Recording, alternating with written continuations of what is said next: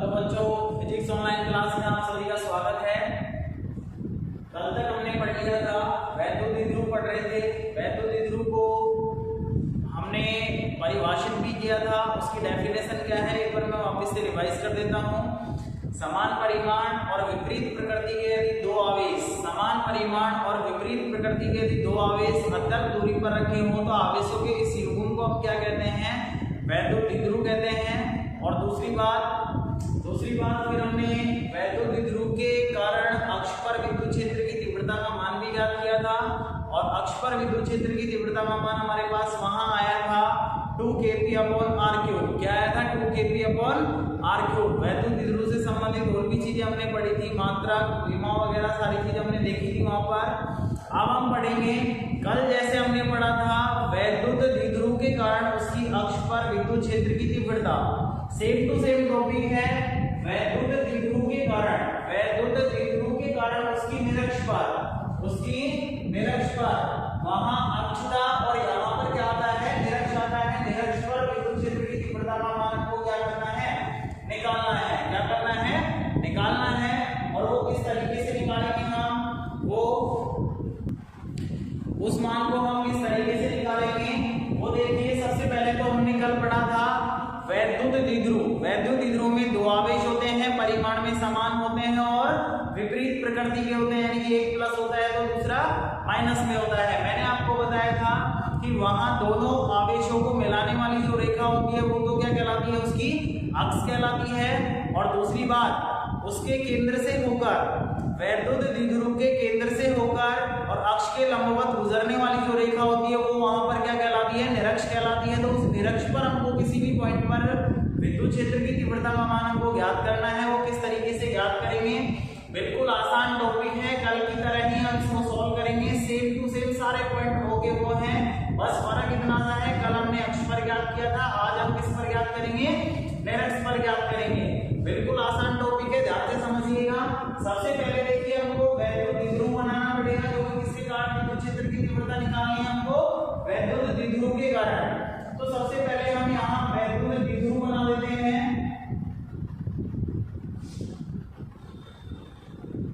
यहाँ हमने क्या किया? दो आवेश रख दिए। इस वाले आवेश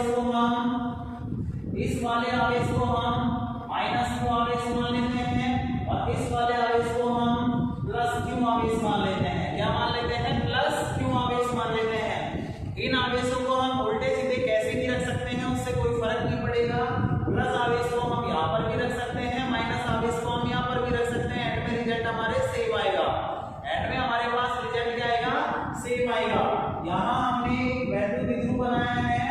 यहाँ इस वाला ये वाला आवेश इस पॉइंट पर रखा हुआ है, इसको मैं पॉइंट नाम दे देता हूँ ए और इसको पॉइंट नाम दे देता हूँ बी। दूसरी बात, इस वैद्युत द्विध्रुव का जो केंद्र है इसको मैं नाम दे देता हूँ बिंदु O। मैंने यहाँ पे इसको नाम दे दिया। दूसरी बात, इस वैद्युत द्विध्रुव की जो लंबाई है यानी कि A से और B तक की जो लंबाई है वो मैं मान लेता हूँ यहाँ पर 2a। हमारी कैलकुलेशन को आसान करने के लिए मैंने यहाँ पर इस लंबाई को कितना माना है? 2a माना है। हम यहाँ पर d भी मान सकते हैं, उससे कोई फर्क नहीं पड़ेगा।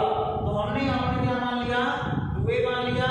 अब देखिए हमने अगर मान लो ये दूरी 2a मानी है तो यहाँ केंद्र से लेके प्लस क्यू आवेश की जो दूरी है वो कितनी होगी? स्मॉल a होगी। और इसी तरीके से माइनस क्यू आवेश की इस केंद्र बिंदु से दूरी कितनी होगी? स्मॉल a ही होगी। यानी कहने का मतलब ये है कि जो केंद्र है, केंद्र बिंदु O है, वो इस टुकड़े को बराबर दो भागों में विभाजित करता है। क्या करता है? बराबर दो भागों में विभाजित करता है। अब हम यहाँ पर वैद्युत द्विध्रुव के कारण उसके निरक्ष पर विद्युत क्षेत्र की तीव्रता का मान ज्ञात करेंगे। तो हमको यहाँ पर सबसे पहले किसका मान क्या खींचना पड़ेगा? निरक्ष खींचनी पड़ेगी। और निरक्ष होती क्या है? केंद्र से होकर और अक्ष के लंबवत, केंद्र से होकर और अक्ष के लंबवत गुजरने वाली रेखा को हम क्या कहते हैं? निरक्ष कहते हैं। दोनों आवेशों को मिलाने वाली जो रेखा होती है वो तो अक्ष कहलाती है, यानी ये तो अक्ष का काम करेगी। अब इसके लंबवत यानी कि इस तरीके से हम अगर कोई रेखा खींचेंगे तो किसका काम करेगी? निरक्ष का काम करेगी। और वो भी कहां से गुजरनी चाहिए? केंद्र से होकर। तो यहाँ हम एक निरक्ष खींच देते हैं।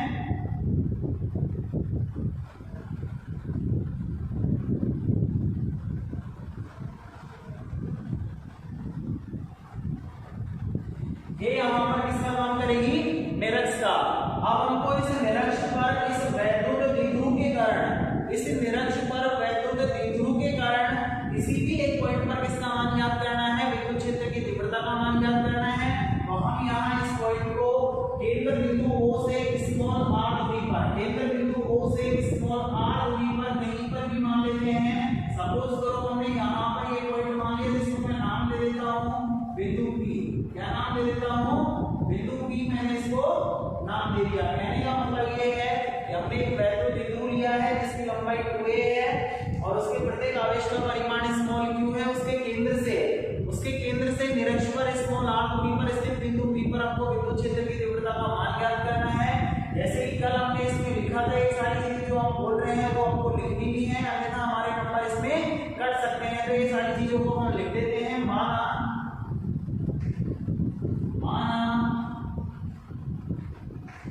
एक वैद्युत द्विध्रुव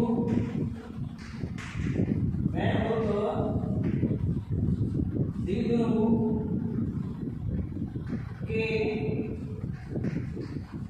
दोनों आवेशों के बीच की दूरी 2a है। वह प्रत्येक आवेश का परिमाण,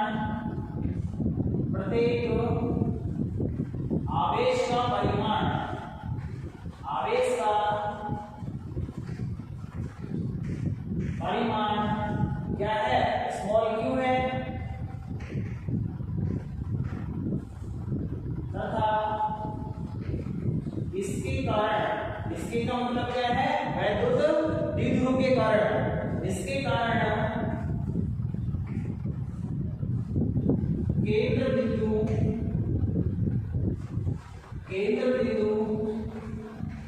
O से निरक्ष पर स्मॉल r दूरी पर स्थित बिंदु P, स्मॉल r दूरी पर स्थित बिंदु P पर विद्युत क्षेत्र की तीव्रता का मान ज्ञात करना है। पर विद्युत क्षेत्र की तीव्रता का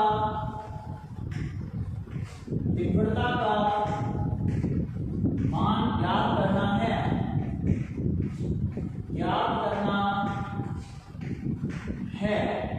अब देखिए हमको यहाँ पर इसकी निरक्ष पर बिंदु P पर हमको विद्युत क्षेत्र की तीव्रता का मान ज्ञात करना है। अब कल मैंने आपको बताया था सेम तरीका है, अक्ष पर जैसे हमने तीव्रता का मान ज्ञात किया था वैसे के वैसे हम निरक्ष पर विद्युत क्षेत्र की तीव्रता का मान ज्ञात करेंगे। मैंने आपको बताया था किसी भी पॉइंट पर अगर विद्युत क्षेत्र की तीव्रता का मान ज्ञात करना है तो उसके चारों ओर उपस्थित आवेशों के कारण विद्युत क्षेत्र की तीव्रताओं के सदिश योग के बराबर होता है। तो यहाँ हमको बिंदु P पर विद्युत क्षेत्र की तीव्रता का मान निकालना है। तो इसके चारों ओर कितने आवेश हैं? वैद्युत द्विध्रुव में केवल 2 आवेश हैं और वो कौन-कौन से हैं? -q और +q। इन दोनों आवेशों के कारण इस पॉइंट पर हमको विद्युत क्षेत्र की तीव्रता का मान निकालना है और उसका सदिश योग करना है। जो परिणामी तीव्रता हमारे पास आएगी, वो तीव्रता ही किसके कारण तीव्रता होगी? वैद्युत द्विध्रुव के कारण तीव्रता होगी। बिल्कुल आसान पॉइंट है। अब देखिए हम क्या करते हैं, यहाँ -q और +q आवेश के कारण इस पॉइंट पर तीव्रता का मान निकालेंगे। और वो कैसे निकालेंगे? हमें मान लेते हैं कि बिंदु P की जो दूरी है, जो -q आवेश से दूरी है और बिंदु P की +q आवेश से जो दूरी है वो क्या होगी? वो दूरी क्या होगी? देखिए केंद्र से अगर दूरी, केंद्र बिंदु O से अगर बिंदु P की दूरी स्मॉल r है, केंद्र से अगर बिंदु P की दूरी स्मॉल r हमने मानी है, तो यहाँ ये वाली दूरी का मान क्या होगा? इस वाली दूरी का मान क्या होगा? देखिए यहाँ एक समकोण त्रिभुज बन रहा है, समकोण त्रिभुज OPA। इस समकोण त्रिभुज में हमारे पास लंब का मान कितना है? r है और आधार का मान हमारे पास कितना है? स्मॉल a है। तो यहाँ इस दूरी का जो मान होगा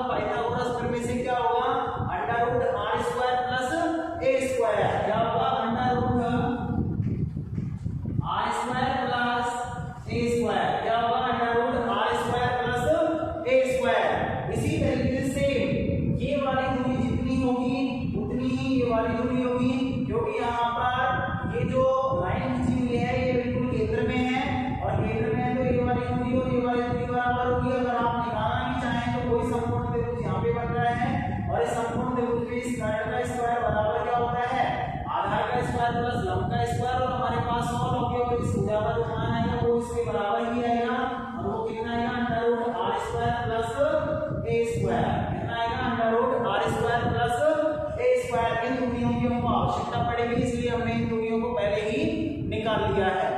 अब हम क्या करते हैं, ध्यान रखना यहाँ पर ये दोनों जो भुजाओं की लंबाई है वो समान है। क्या है, दोनों भुजाओं की लंबाई समान है। हम एक चीज और मान लेते हैं यहाँ पर, और वो क्या मान लेते हैं, माइनस क्यू आवेश से बिंदु P को मिलाने वाली जो रेखा है, बिंदु P को मिलाने वाली जो रेखा है वो इस वैद्युत द्विध्रुव की लंबाई के साथ हम मान लेते हैं कितना कोण बना रही है, थीटा, यानी कि यहाँ पर इस कोण को हमने कितना मान लिया, थीटा।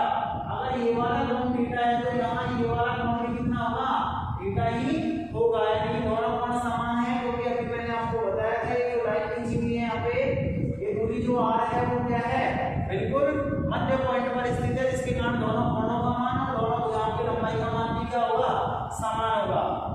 अब देखिए बिल्कुल सेम तरीके से हम बिंदु P पर विद्युत क्षेत्र की तीव्रता का मान याद करेंगे।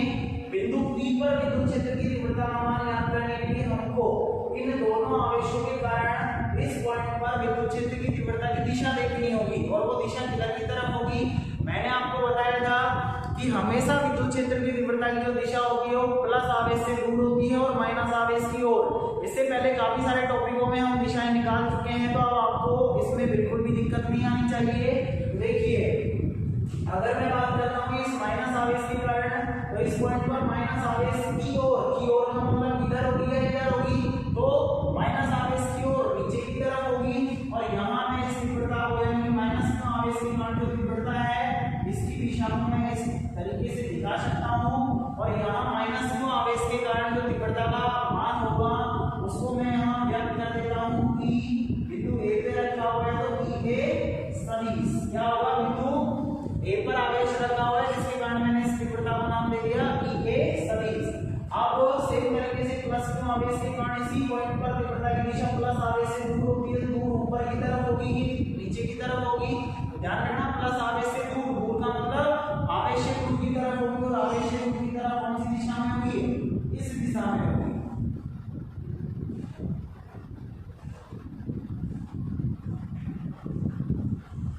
आवेश से दूर इस दिशा में होगी, जिसको मैं नाम दे सकता हूँ बिंदु B पर आवेश रखा हुआ है, और बिंदु B पर आवेश रखा हुआ है, तो इसलिए तीव्रता को मैं नाम दे सकता हूँ क्या, EB सदिश। क्या नाम दे सकता हूँ इसको, EB सदिश। अब देखिए हमारे पास दोनों आवेशों के कारण तीव्रताएं, एक तो आई है EA सदिश और दूसरी आई है EB सदिश। अब हमको परिणामी तीव्रता का मान याद करने के लिए हमको EA सदिश और EB सदिश का परिमाण याद करना पड़ेगा, और EA और EB का परिमाण हम देखिए किस तरीके से याद कर सकते हैं। तो हम यहाँ लिखेंगे सबसे पहले माइनस क्यू आवेश के कारण तीव्रता का मान निकाल लेते हैं। माइनस क्यू आवेश के कारण, माइनस क्यू आवेश के कारण बिंदु P पर विद्युत क्षेत्र की तीव्रता, विद्युत क्षेत्र की तीव्रता परिमाण के रूप में याद कर रहे हैं। E हमने इसको मान रखा है, तो E का जो मान आएगा वो क्या आएगा, देखिए एक आवेश के कारण मैंने आपको फॉर्मूला बताया था, बिंदुवत आवेश के कारण किसी भी पॉइंट पर तीव्रता का मान अगर हमको ज्ञात करना है तो फॉर्मूला होता है K/r²। K यहाँ पे नियतांक होता है, Q वो आवेश होता है जिसके कारण हम तीव्रता ज्ञात करते हैं, और परिमाण के रूप में इसको लिया जाता है, क्योंकि तीव्रता हम परिमाण के रूप में निकाल रहे हैं, और बटे में r² यानी कि r यहाँ पे वो दूरी होती है जिस दूरी पर हम तीव्रता का मान ज्ञात करते हैं। सारे मान हमारे पास है, हमने फॉर्मूले में हमको रखने हैं, तो K तो आएगा Q की जगह यहाँ हमारे पास माइनस क्यू है, परिमाण के रूप में क्या बदल जाएगा, प्लस क्यू हो जाएगा, तो यहाँ क्यू आ जाएगा बटे r की जगह इस आवेश से बिंदु P की जो दूरी है वो कितनी है, √r² प्लस a², और जब इसका वर्ग होगा यानी कि r² फॉर्मूले में होता है तो इसका वर्ग होगा दूरी का, और वर्ग होगा तो यहाँ से √ हट जाएगा। ये दूरी हमारे पास आएगी r² प्लस a², इसको मैं मान लेता हूँ समीकरण नंबर ए। यहाँ लेता हूँ समीकरण नंबर 1 और दूसरी बात इसकी जो दिशा है वो किधर की तरफ आई है हमारे पास, बिंदु P से बिंदु A की ओर, बिंदु P से बिंदु A की ओर का हम यहाँ लिख सकते हैं बिंदु P से A की ओर। ये हमारे पास -q आवेश के कारण तीव्रता का परिमाण हो गया। सेम टू सेम तरीके से हम +q आवेश के कारण तीव्रता का परिमाण निकाल लेते हैं तथा +q आवेश के कारण बिंदु P पर विद्युत क्षेत्र की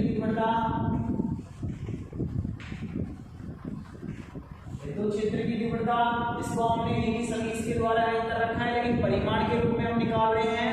यहाँ सदिश का चिन्ह रहेगा और हमारे पास आएगा Eb बराबर हमारे पास क्या आएगा, फॉर्मूला वही k/r²। के एक नियतांक है, q की जगह +2 आएगा और r की जगह दूरी हमारे पास कितनी आ रही है बिंदु P से, सेम है पिछले वाले की तरह, तो r² होता है फॉर्मूले में, दूरी का वर्ग करेंगे तो r² + a² अंडर रूट यहाँ से हट जाएगा। तो फॉर्मूला हमारा बनेगा kq/r² +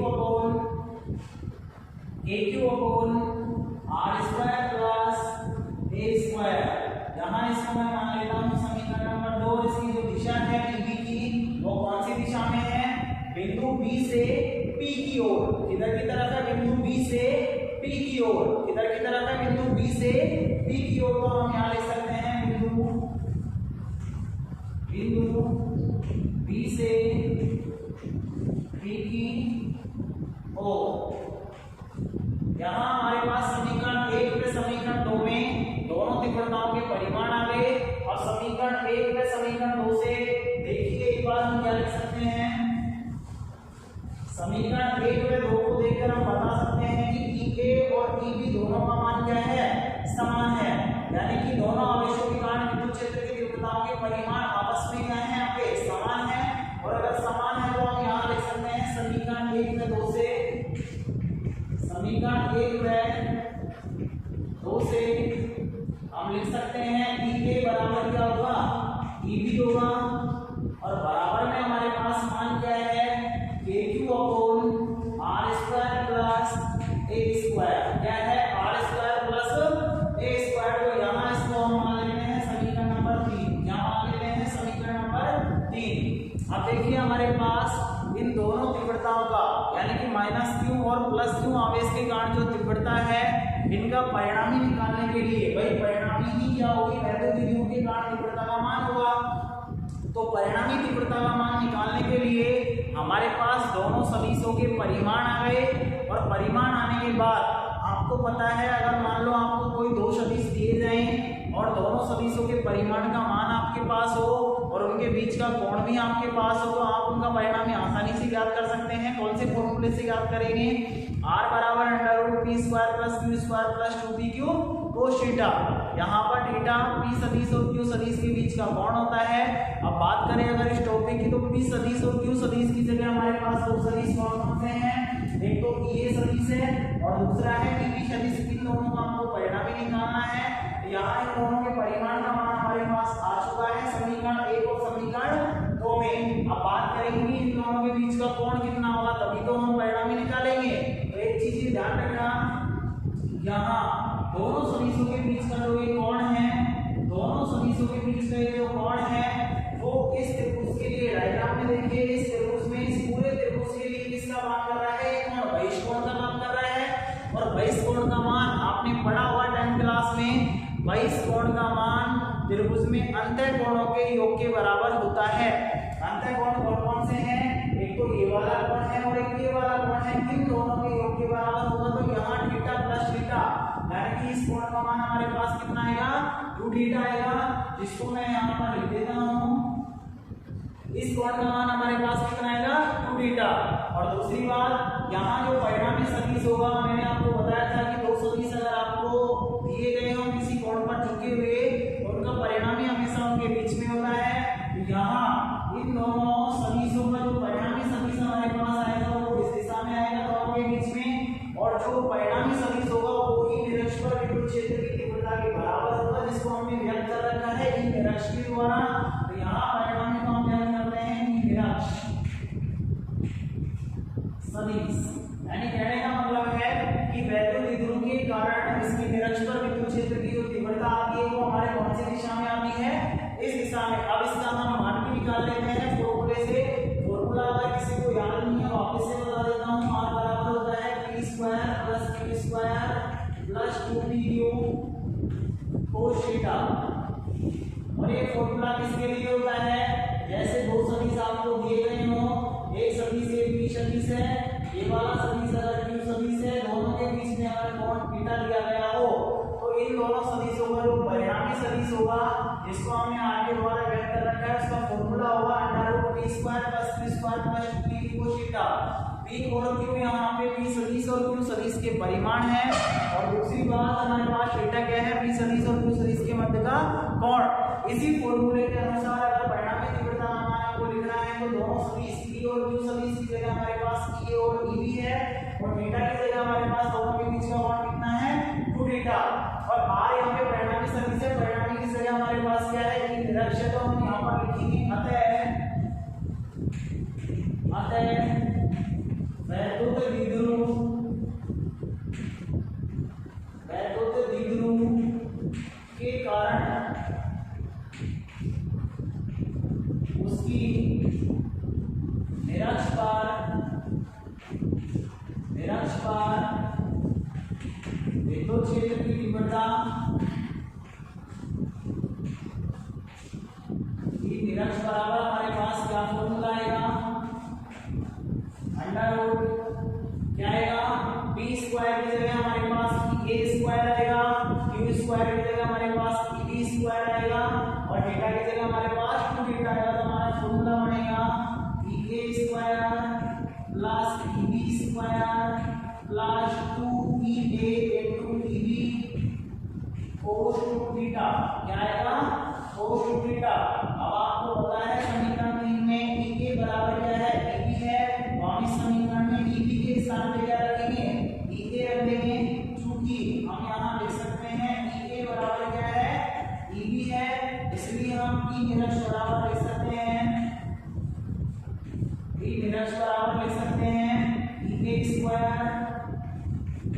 प्लस इसकी जगह पे e रखेंगे तो e square plus e into e इसकी जगह पे e है तो 2e स्क्वायर cos 2 थीटा। क्या आएगा cos 2 थीटा।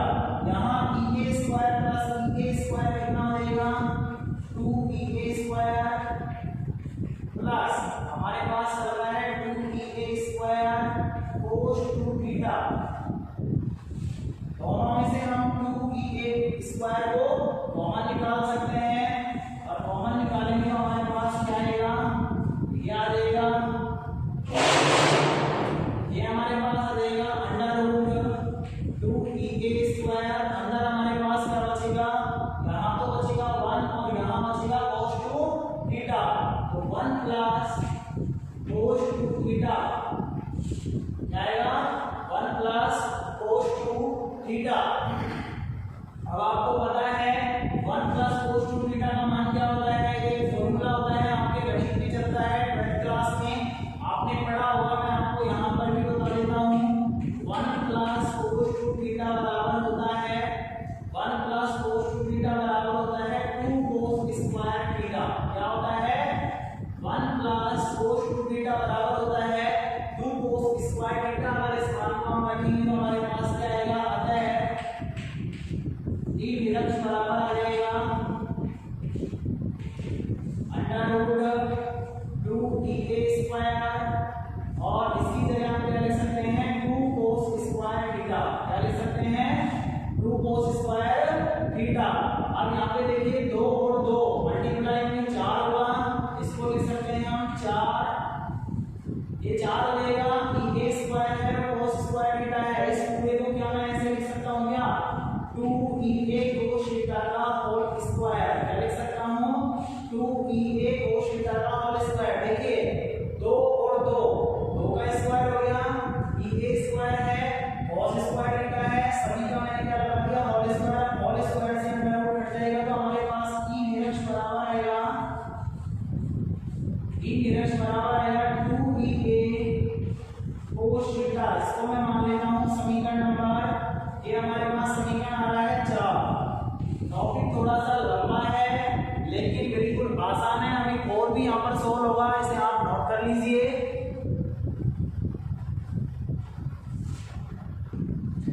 अब हम आगे चलते हैं।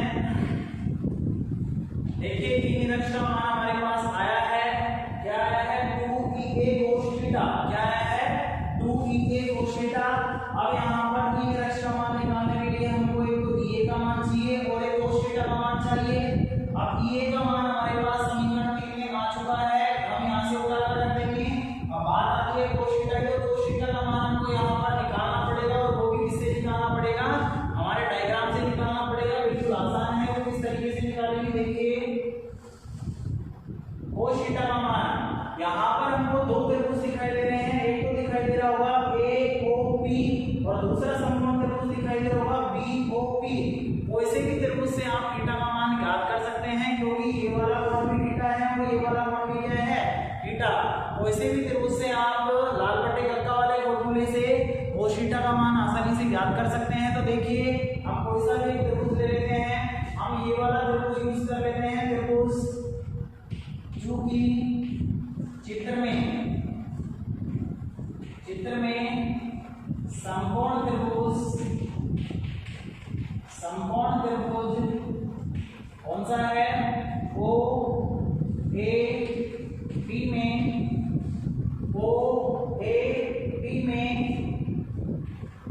देखिए हमको मान चाहिए cos थीटा का, लाल बटे कक्का से cos थीटा का जो मान होता है वो क्या होता है, आधार बटे कर्ण।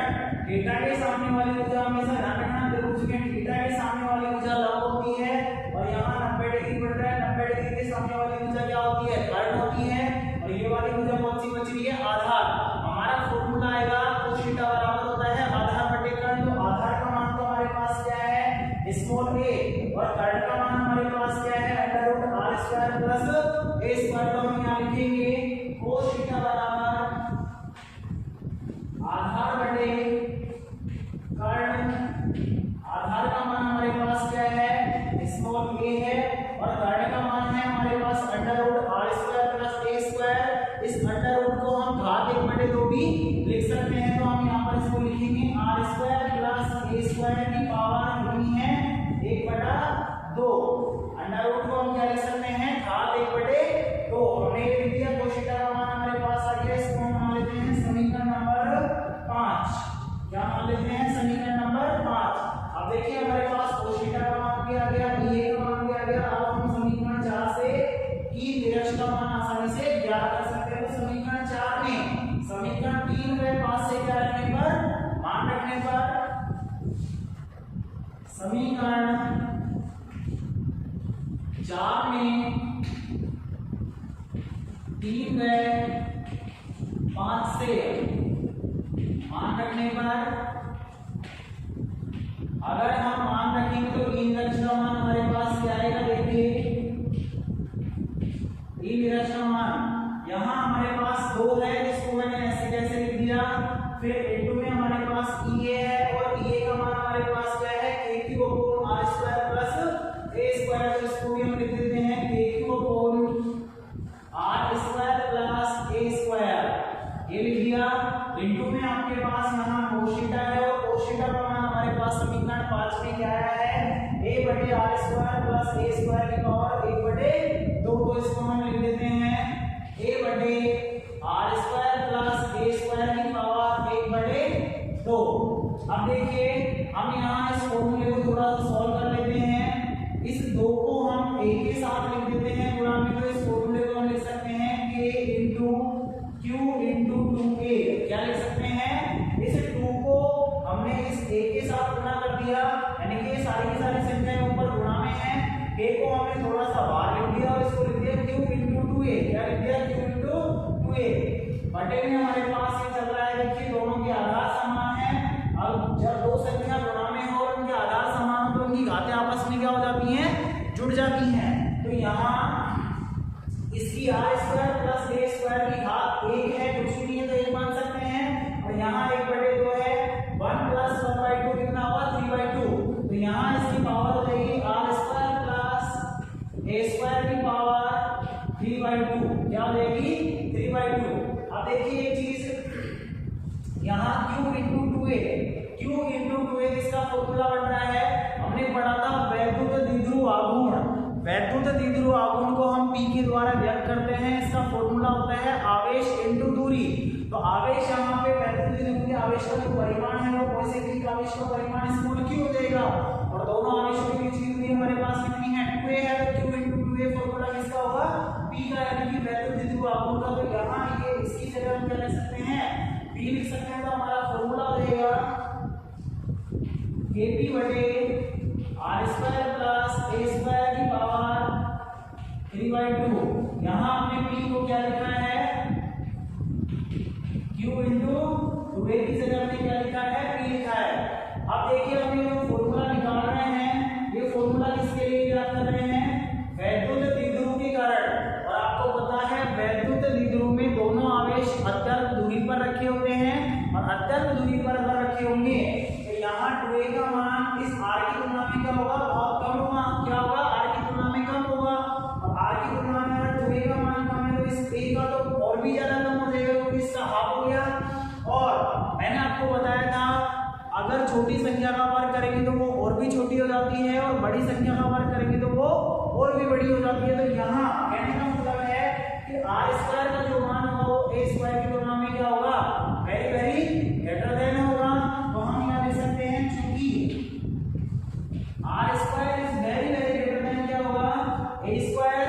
अगर ऐसा है तो यहाँ हम r स्क्वायर की तुलना में a स्क्वायर को क्या कर सकते हैं नगण्य मान सकते हैं।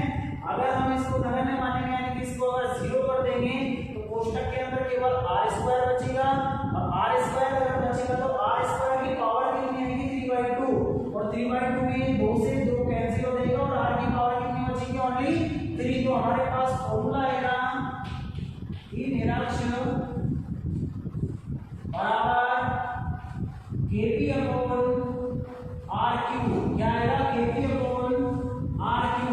ध्यान रखना वैद्युत द्विध्रुव के कारण उसकी निरक्ष पर विद्युत क्षेत्र की तीव्रता का मान होता है kp अपॉन r3। कितना होता है kp अपॉन r3। इसको हम समीकरण नंबर 6 मान लेते हैं। अब ध्यान रखना हमारे पास जो अक्ष पर विद्युत क्षेत्र की तीव्रता का मान आया था वो कितना आया था 2kp अपॉन r3। कितना आया था 2kp अपॉन r3, और यहाँ ये मान कितना आया है निरक्ष पर kp अपॉन r3। अब मैं आपसे पूछता हूँ अगर इस फॉर्मूले को अगर हम ये तो परिमाण के रूप में अगर इसको हम सदिश रूप में लिखना चाहें तो सदिश रूप में कैसे लिख सकते हैं सोचिए, 1 मिनट का टाइम है आपके पास।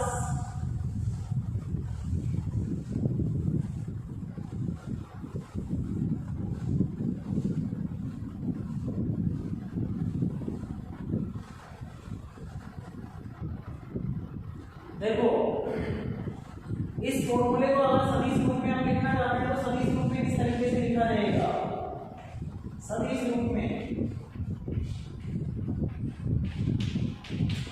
आपके हिसाब से ई निरक्ष है, ये विद्युत क्षेत्र की तीव्रता है, सदिश राशि होती है, इसके ऊपर सदिश का चिन्ह आ जाएगा ई निरक्ष,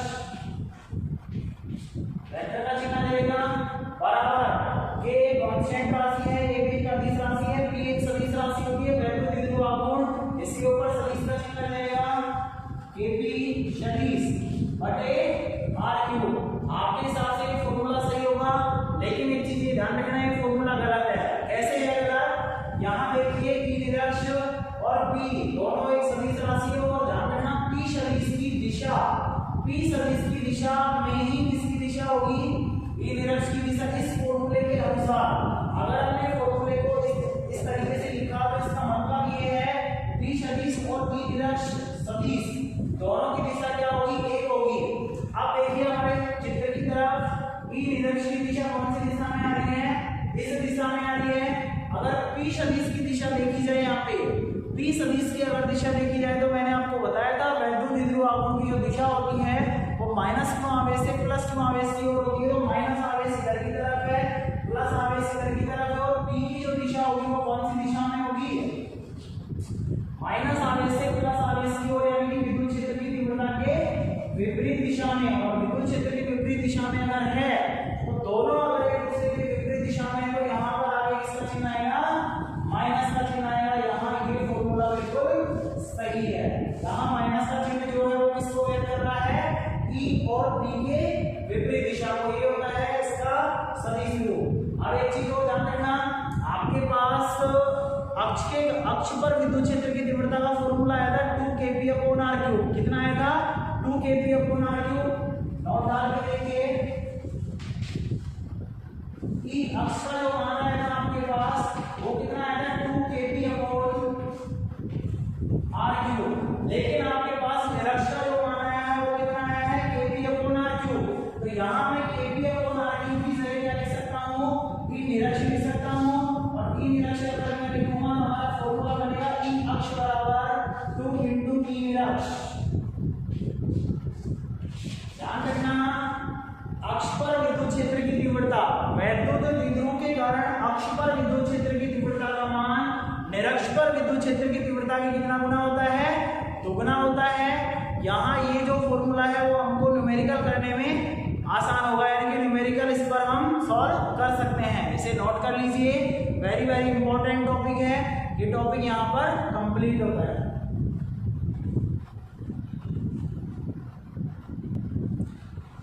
देखिए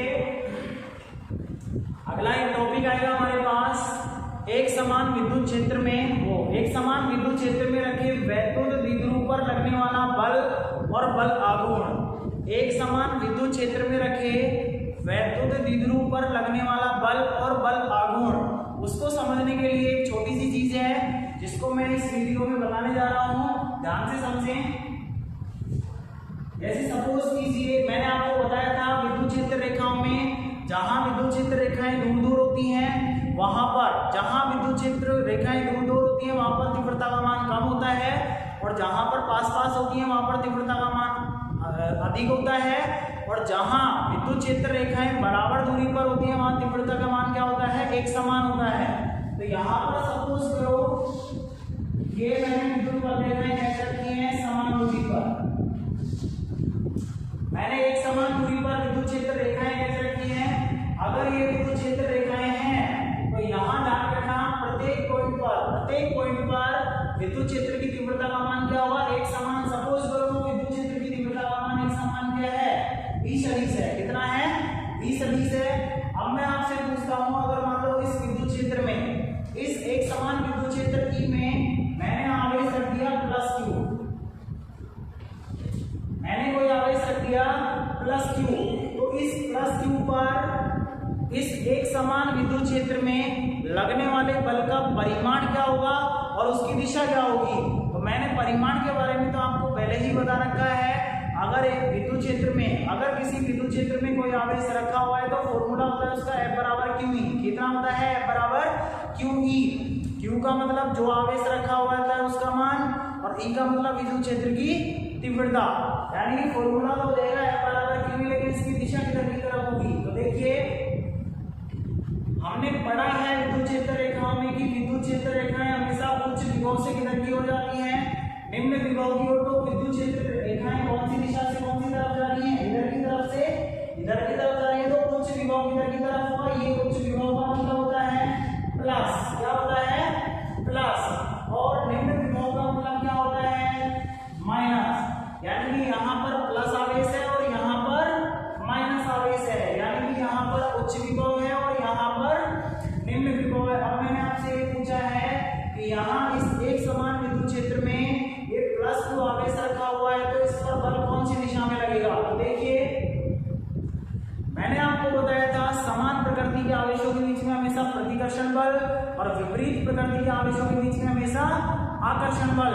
देखिए इधर अगर प्लस आवेश रखा हुआ है तो ये प्लस इस प्लस को क्या करेगा? प्रतिकर्षित करेगा, और प्रतिकर्षित करेगा तो कौन सी दिशा में बल लगेगा? इस दिशा में। ये माइनस इस प्लस को क्या करेगा? आकर्षित करेगा, और आकर्षित करने का मतलब क्या है? इस दिशा में बल लगेगा और इस दिशा में बल लगेगा। तो देखिए इस उच्च विभव और निम्न विभव दोनों के कारण इस आवेश पर एक ही दिशा में बल लग रहा है, इस दिशा में। इसलिए परिणामी जो बल होगा वो भी कौन सी दिशा में लगेगा?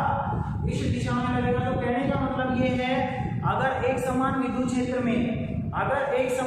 क्षेत्र में कोई +q आवेश रखा हुआ हो तो ध्यान रखना प्लस आवेश पर हमेशा जो बल लगता है वो विद्युत क्षेत्र की दिशा में लगता है, विद्युत क्षेत्र की तीव्रता की दिशा में लगता है, क्योंकि विद्युत बल रेखाएं इस दिशा में है तो विद्युत क्षेत्र की तीव्रता की दिशा कौन सी होगी? इन्हीं की दिशा में होगी, तो प्लस q आवेश पर लगने वाले बल की दिशा विद्युत क्षेत्र की दिशा में होती है।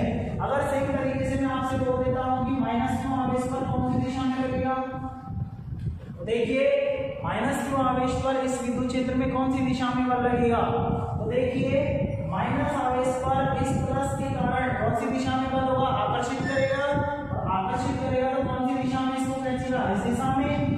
ये माइनस इस माइनस को प्रतिकर्षित करेगा यानी कि दूर धकेलेगा, तो कौन सी दिशा में लगेगा, इसी दिशा में लगेगा। अब दोनों के कारण बल जो है वो इसी दिशा में लग रहा है, तो परिणामी भी कौन सी दिशा में होगा, इसी दिशा में होगा। तो कहने का मतलब ये है कि ऋणात्मक आवेश पर माइनस आवेश पर लगने वाले बल की जो दिशा होती है विद्युत क्षेत्र की तीव्रता के विपरीत दिशा में होती है। अगले टॉपिक में हमारे ये दोनों चीजें काम में आएंगी। वापस से बता देता हूँ, प्लस आवेश पर हमेशा विद्युत क्षेत्र की दिशा में और माइनस आवेश पर विद्युत क्षेत्र की विपरीत दिशा में हमेशा बल लगता है। उनका परिमाण की अगर बात करें तो F बराबर कितना होगा, QV होगा। यहीं पर